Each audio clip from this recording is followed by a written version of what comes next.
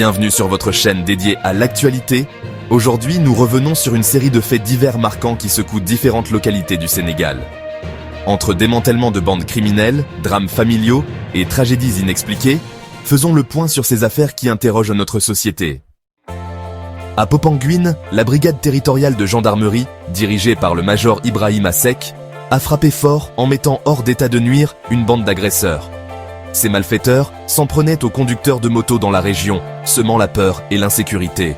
Tout a commencé après l'agression d'un motocycliste à Guéréo. Grâce à une opération minutieuse à Sindia, les gendarmes ont réussi à arrêter un premier suspect, identifié comme N.F.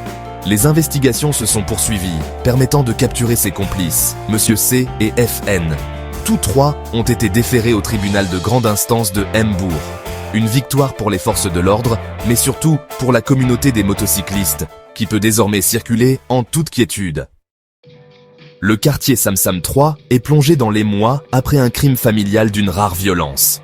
Vendredi dernier, Cheikh Si, un charretier d'une trentaine d'années, a poignardé son grand frère, Moustapha Si, âgé de 36 ans.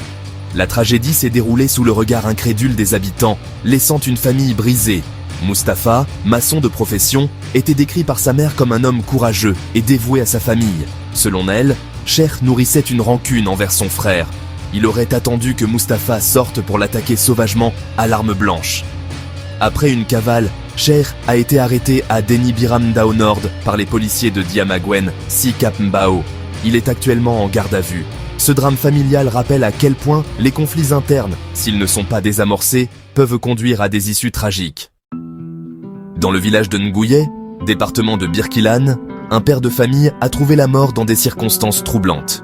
Insa Wilan, sexagénaire, a été retrouvé sans vie au fond d'un puits abandonné. Les habitants ont fait la découverte après avoir repéré ses chaussures et son téléphone portable près du puits.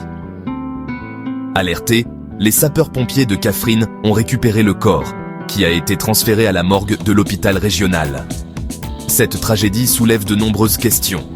S'agit-il d'un accident ou d'un acte criminel? Une enquête a été ouverte pour élucider ce drame qui laisse derrière lui 2 épouses et plusieurs enfants, plongés dans une douleur indescriptible. Enfin, à Yoff Ngaparou, une dispute entre frères a dégénéré en un meurtre.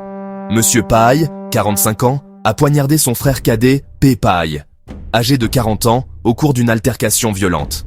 La victime, tailleur de profession, a succombé à ses blessures malgré une évacuation rapide à l'hôpital. Le meurtrier présumé a été arrêté par les gendarmes de la brigade de la Foire et placé en garde à vue. Une enquête est en cours pour faire la lumière sur les circonstances de ce drame.